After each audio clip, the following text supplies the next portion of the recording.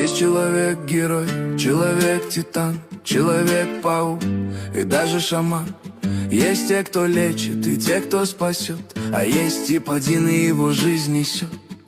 Он вроде с виду обычный мужик, но взгляд у него хитрый и в раз обжег. Он все на свете знает вперед, но с кем не свяжись, все не туда ведет. Человек-гондон, человек-гондон, где бы ни был, всегда облом. Скажет брат и сдаст потом. Вот он какой человек-гондон. Он скользкий, липкий, как пластилин. Мимо тепла, мимо душ, мимо спин. Все мы встречали хоть раз таких.